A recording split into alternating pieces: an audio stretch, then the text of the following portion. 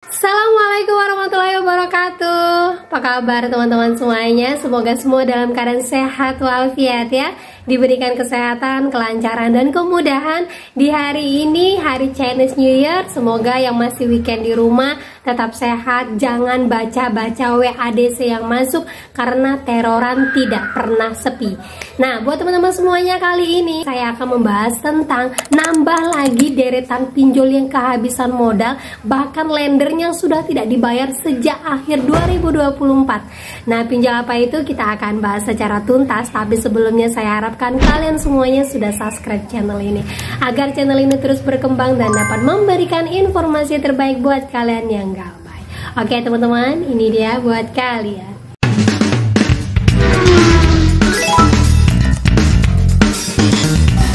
Oke teman-teman, sebelumnya saya mau tunjukin dulu ya keberanian Bapak Ojol yang marahin DC ada pundi gara-gara memberikan orderan fiktif. Nih, buat teman-teman semuanya yang ada profesi Gojek, mungkin kalian menerima orderan fiktif dari pinjol atau dari DC-nya dikirim ke nasabah galbay, bisa kalian tolak seperti ini. Jangan pernah takut dengan kelakuan DC yang menyimpang seperti ini. Oh, nggak bisa, saya itu kerja ya langsung bayar, saya nggak mau transfer-transferan ya. Besok ketabrak mobil Anda, besok ketabrak mobil, ini saya sumpahin ini. Besok ketabrak mobil Anda. Oh, kelina itu aduh. Suka ngerjain orang Anda ya, hidup Anda nggak tenang itu. Nggak ada untungnya ngerjain orang, nggak ada untungnya. Besok ketabrak mobil Anda. Kalau hutang itu jangan order seperti ini, tagih aja langsung orangnya ya.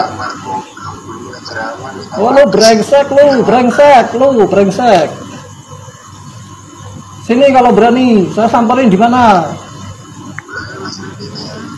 Orang ngerjain orang kerja saja Anda.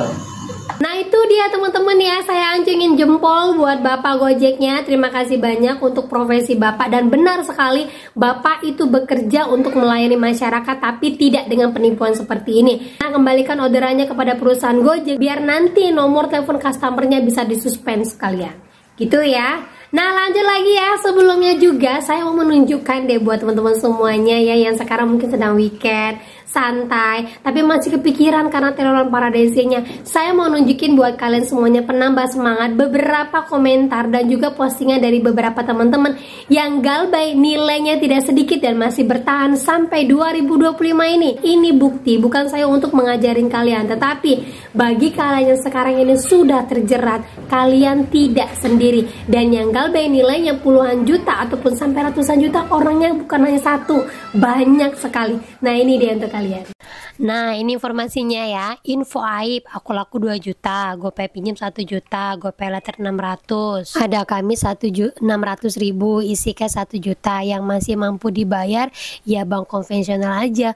Udah 2 bulan nggak berharap aman sih, kalaupun datang DC ya udah iyain aja, tapi bener-bener belum sanggup bayar, ekonomi ambruk parah cuy, nggak terima solusi katanya. Nah ternyata yang galbay itu dan sama posisi seperti dia banyak sekali teman-teman. Nah kita baca dulu ya. Aku laku 8 bulan 4,7 juta, Kredivo 2,6, Neobank 4,8, belum ada DC yang datang nih setelah 8 bulan galbay.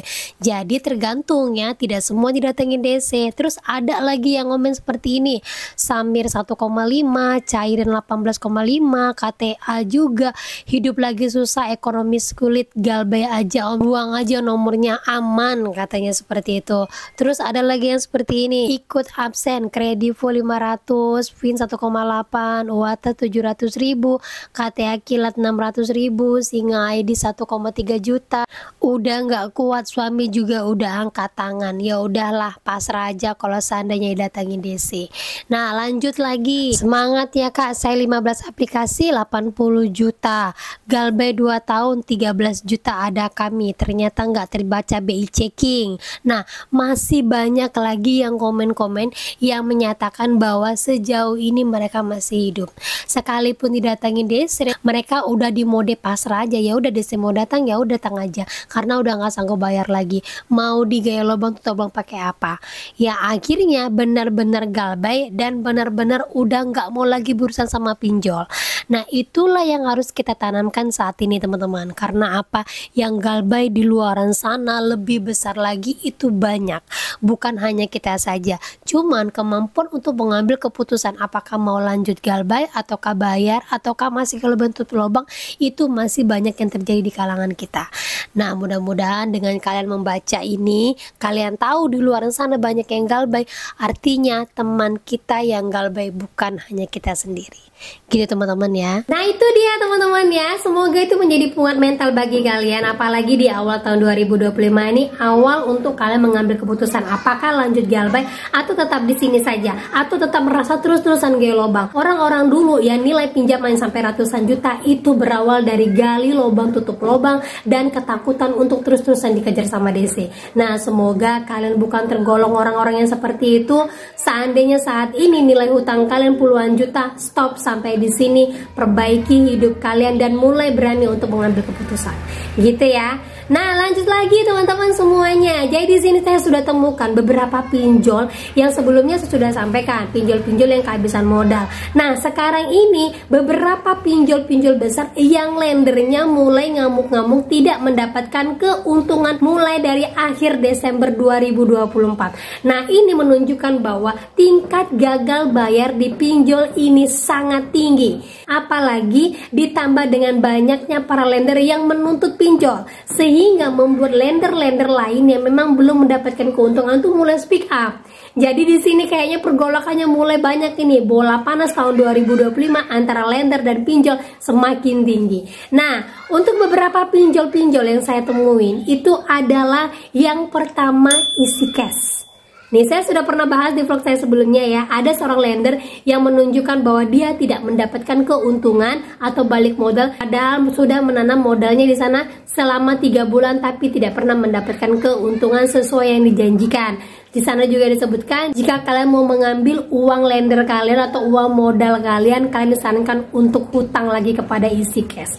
Lucu kan ya? Sudah menanamkan modal malah dijajah lagi nih. Hati-hati sekali buat para lender yang kebanyakan duit. Mending kalian buka usaha daripada usaha membungakan uang ujung-ujungnya bonyok seperti ini. Gitu ya. Lanjut lagi itu ada Indosako. Nah ini terbukti dari TKB 90-nya Indosako makin merosot. Sama juga dengan Aigro lah ya.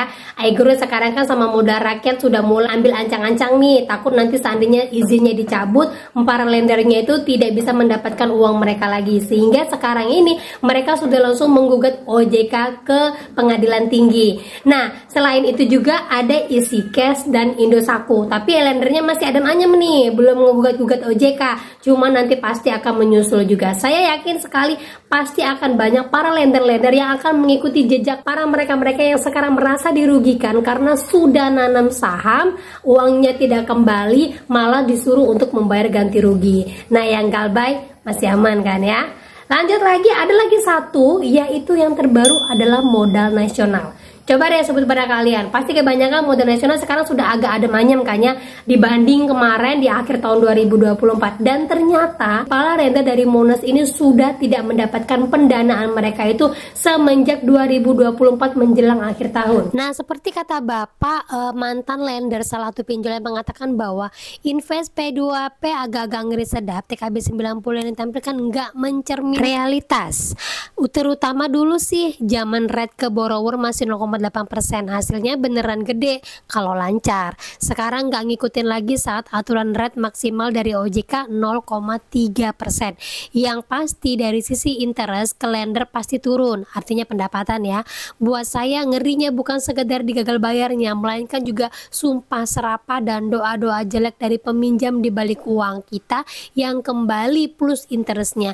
Ini namanya high return, high risk plus katanya. Nah para lender sekarang sekarang sudah sering membaca doa-doa kalian ya. Kejamnya para debt collector itu membuat uang-uang yang dihasilkan para lendernya itu adalah uang-uang yang tidak benar. Jadi buat teman-teman semuanya nih ya, yang kena PHK, yang sekarang lagi cari kerja, ataupun yang sekarang keluarganya sedang tidak baik-baik saja, tolong hindari pinjol. Jangan kalian berusaha untuk gaya lubang tutup lubang lagi. Seandainya ada hutang saat ini, biarkan saja hutang itu. Ingat saja, sekalipun beranak pinak, kita akan lihat ujung-ujungnya, ending-endingnya bukan orang galbang yang akan dicari oleh ojek atau pinjol, tetapi yang dicari itu adalah para lendernya. Dan kita sebagai orang yang gagal bayar tidak bisa diperkarakan, karena kita menerima uang itu atas dasar pengajuan kita. Mau itu pengajuan kita diterima atau tidak, itu kembali lagi kepada pinjolnya. Ingat saja itu kuncinya teman-teman ya. Nah, itu dia informasi yang bisa saya sampaikan buat kalian pada hari ini. Semoga informasi ini menjadi mood booster, kuat mental, makin semangat, dan kalian lebih percaya diri lagi untuk hidup lebih baik lagi. Itu dia akhir kata yang saya ucapkan. Assalamualaikum warahmatullahi wabarakatuh.